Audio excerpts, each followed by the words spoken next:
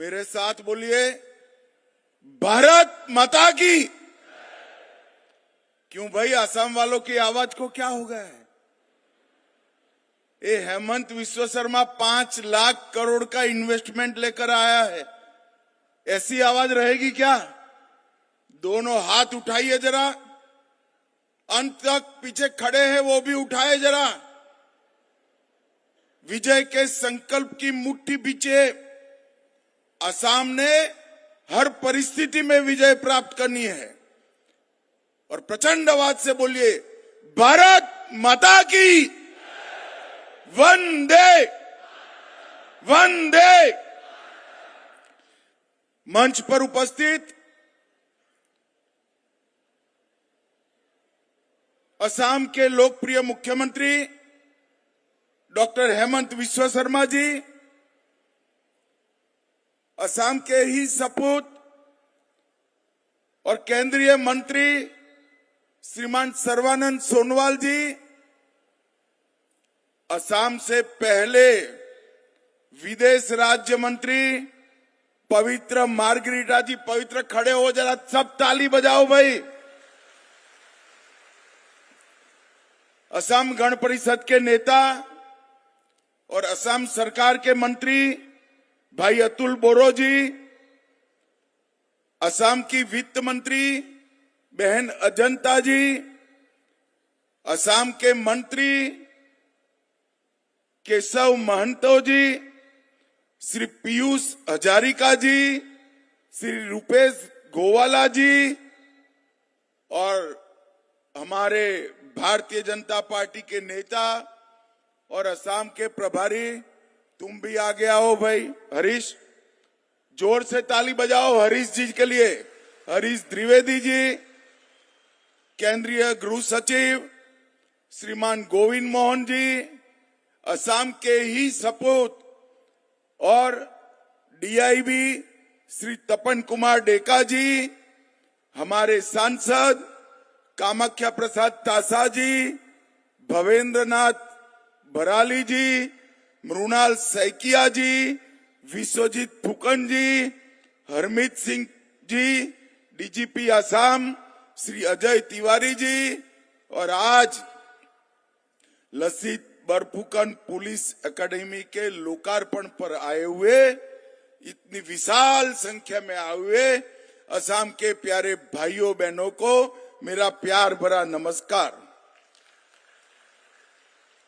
सबसे पहले मैं मां कामाख्या को शीश झुकाकर प्रणाम करता हूं। श्रीमंत शंकर देव जी की महान परंपरा को भी शीश झुकाकर प्रणाम कर मेरी बात की शुरुआत करना चाहता हूं। मैं असम में आया हूं, आज लसित बरफुकन जी के नाम पर पुलिस एकेडमी का लोकार्पण हो रहा है, दूसरे चरण का भूमि पूजन भी हुआ है। मैं भारत के वीर सपूत और महान योद्धा, जिन्होंने मुगलों को उल्टे पैर असम से दिल्ली तक वापिस भेजा था, वो लसित बरफुकन को प्रणाम कर मेरी बात की शुरुआत करना चाहता हूं। ये पुलिस एकेडमी जिस तरह से विजुलाइज की गई है, उसका पहला चरण जमीन पर उतारा गया है। दूसरे चरण का मैं पूरा क्रियान्वयन कैसे होगा वो देख कर आया हूं। एक प्रकार से भारत भर की पुलिस एकेडमी में हमारे आसाम की पुलिस एकेडमी ये 5 साल में नंबर 1 बनने वाली है, नंबर 1 बनने वाली। इसके लिए तो हमारे हेमंत विश्व शर्मा जी को मैं जरूर बधाई दूंगा, परंतु साथ में मैं विशेष बधाई देना चाहता हूं कि इन्होंने इसका नामकरण लसित बरफुकन के नाम से किया है। ये महान योद्धा, जिसने असम को मुगलों के सामने विजय दिलाई, और मैं असम सरकार को बहुत बहुत बधाई और अभिनंदन करना चाहता हूं। भाइयों बहनों, मैं 7 साल का था तब मुझे लसित बरफुकन के व्यक्तित्व के बारे में पढ़ाया गया था, मगर जब तक ग्रेजुएशन किया एक भी पुस्तक में लसित बरफुकन कहीं सरकारी कोर्स में नहीं थे। लसित बरफुकन को सिर्फ आसाम तक सीमित किया गया था। आज लसित बरफुकन की जीवनी 23 भाषाओं में अनुवादित होकर देश भर की लाइब्रेरियों में बच्चों के लिए उपलब्ध है। वो बच्चों को प्रेरणा देने का काम कर रहे हैं और देश के 8 राज्यों के इतिहास के पुस्तक में लसित बरफुकन पर एक प्रकरण डालने का काम भी हेमंत विश्व शर्मा के प्रयास से आज हो रहा है। आसाम के इस वीर सपूत को पूरे देश की जनता जाने और उनसे प्रेरणा प्राप्त करे, इसका काम हुआ है। आज ये एकेडमी 167 करोड़ के खर्चे से इसका पहला चरण बना है और जो हेमंत जी ने डिटेल आप लोगों के सामने रखी, इसके हिसाब से तीनों चरण होकर 1050 करोड़ रुपया खर्च होगा, तब ये एकेडमी पूरे भारत की सबसे अच्छी पुलिस एकेडमी बनेगी, इसमें मुझे पूरा विश्वास है। कई प्रकार की आधुनिक सुविधाएं इस एकेडमी के अंदर समाहित की गई। और मित्रों, आज एक बात मेरे जैसा, मैं विद्यार्थी काल से आसाम आया हूं। आसाम में मैंने डंडे भी खाए हैं कांग्रेस सरकार के। साइकिया जी मुख्यमंत्री थे, हम नारा लगाते थे, आसाम की गलियां सुनी है, इंदिरा गांधी खूनी है, और हम पर गुवाहाटी में डंडे लगाए थे। 7 दिन मैंने असम की जेल की रोटी भी खाई है। देश भर के लोग असम को बचाने के लिए यहां आए थे। वहां से लेकर असम ने लंबा आंदोलनों का दौर देखा है। असम की पुलिस अन्य राज्यों में ट्रेनिंग के लिए जाती थी। आज मैं असम सरकार को बधाई देना चाहता हूं, 8 साल में ऐसा परिवर्तन हुआ। ये लसित बरफुकन एकेडमी में 2000 पुलिस कर्मी गोवा और मणिपुर के ट्रेनिंग लिए हैं। हमारा असम शांत हो गया है, असम आगे बढ़ने के लिए तैयार हो गया है, असम विकास के रास्ते पर आगे बढ़ा है।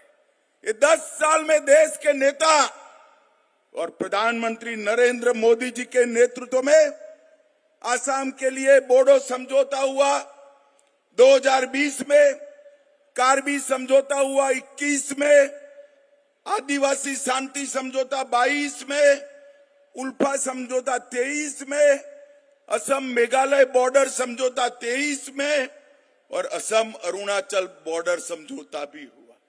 10,000 से ज्यादा युवाओं हथियार डालकर मेन स्ट्रीम में आए हैं। जिस असम में एक जमाने में आंदोलन, गोलीबारी, आतंकवाद की चर्चा थी, वहां आज सबसे आधुनिक इंडस्ट्री सेमीकंडक्टर की लगने का काम भी हो चुका है। 27,000 करोड़ की सेमीकंडक्टर के क्षेत्र में इन्वेस्टमेंट, वो आसाम का भविष्य बदलने वाला है। अभी आसाम के निवेश के लिए यहां शिखर सम्मेलन हुआ, 5,18,000 करोड़ के निवेश के लिए एमओयू हुए।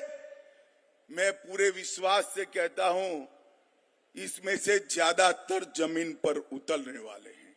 और भाइयों बहनों, मोदी सरकार असम के विकास के लिए और 3 लाख करोड़ के प्रोजेक्ट इंफ्रास्ट्रक्चर के लेकर आ रही है।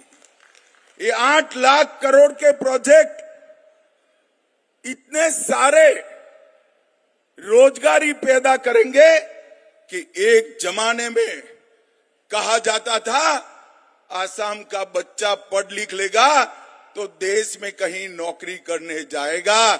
आज मेरे आसाम में देश भर के लड़के नौकरी करने आए, इस प्रकार का स्थिति का निर्माण हो रहा है। कांग्रेस के शासन में 10 साल में आसाम को 1,27,000 करोड़ का डिवोल्यूशन ग्रांट और ग्रांट इन एड मिला, और मोदी जी के 10 साल में 1,27,000 करोड़ से बढ़कर 4,95,000 करोड़ रुपया हम दे चुके। 4 गुना अधिक पैसा हमने कांग्रेस पार्टी के शासन से एनडीए के शासन में, बीजेपी के शासन में दिया। मैं पूछना चाहता हूं कांग्रेस पार्टी को, आसाम को इतने साल तक आपने दंगों की आग में झोंका, ग्रांट नहीं दी, शिक्षा की व्यवस्था नहीं की, इंफ्रास्ट्रक्चर नहीं बनाया और शांति भी नहीं आने दी। मोदी जी के 10 साल में इंफ्रास्ट्रक्चर भी बन रहा है, शांति भी आई है और कई प्रकार के उद्योग भी लगे। 10,000 करोड़ की लागत से 200 किलोमीटर से अधिक लंबी भारतमाला परियोजना, धुबरी फुलवाड़ी पुल 3,000 करोड़ की लागत से 3700 किलोमीटर ग्रामीण सड़कें, 3400 करोड़ से सिलचर चुराईबारी कॉरिडोर 4 लेन करना, मजूली द्वीप, यहां पर सर्वानंद जी बैठे हैं, 1,000 करोड़ से अकेले मजूली के लिए नया तटबंध और सड़क बनाने का काम किया है। ब्रह्मपुत्र के पुल पर 6 लेन पुल बनाने का काम निर्माणाधीन है। 382 करोड़ से नेशनल हाईवे 715 के पर माजुली और जोरहाट को जोड़ा जा रहा है। 1100 करोड़ रुपया गोपीनाथ जी के नाम से एयरपोर्ट का एक्सपेंशन, रेलवे में 9,000 करोड़ का लोकार्पण, 1,000 करोड़ के मूल्य से एम्स, तुमुलपुर में मेडिकल कॉलेज, नलबाड़ी में मेडिकल कॉलेज, कोकराझार में मेडिकल कॉलेज, धुबरी में मेडिकल कॉलेज और कई सारे इंफ्रास्ट्रक्चर के काम नरेंद्र मोदी जी के नेतृत्व में हुए हैं। और गरीब कल्याण के लिए 58 लाख घरों में पहली बार नल से जल पहुंचा। 1,80,00,000 लोगों को 5 लाख तक का पूरा इलाज फ्री ऑफ कॉस्ट किया। 43 लाख घरों में शौचालय बना। 2,32,00,000 गरीबों को हर महीना प्रति व्यक्ति प्रति माह 5 किलो चावल फ्री ऑफ कॉस्ट मिल रहा है। 51 लाख गैस के सिलेंडर मिले। 21 लाख घर देने का काम भी भारतीय जनता पार्टी की दोनों सरकारों ने मिलकर किया। और आसाम की जनता ने भी, मैं राष्ट्रीय अध्यक्ष बनकर आया था, आपने सर्वानंद जी को मुख्यमंत्री बनाया, फिर से चुनाव आया, हेमंत जी को बनाया और दोनों चुनावों में मोदी जी को भारी बहुमत लेकर आपने प्रधानमंत्री बनाने का काम किया है। आसाम की जनता ने भी भारतीय जनता पार्टी को प्यार दिया है, उत्साह दिया है, आशीर्वाद दिया है और भारतीय जनता पार्टी ने भी शांति लाने का न केवल प्रयास किया, शांति लाकर दिखाई है। इंफ्रास्ट्रक्चर बनाया है और अब हेमंत जी के नेतृत्व में 5 लाख करोड़ का इन्वेस्टमेंट आ रहा है। आसाम के युवाओं के लिए एक स्वर्णिम भविष्य आगे है। और मैं हेमंत जी को बधाई देना चाहता हूं। जब वो मुख्यमंत्री बने, मिलने आए, मैंने कहा था सिर्फ 5% कन्विक्शन रेशियो है, कैसे आसाम की जनता सुखी रह सकती है। इन्होंने 3 ही साल में इसको 5% पर से 25% बनाया है।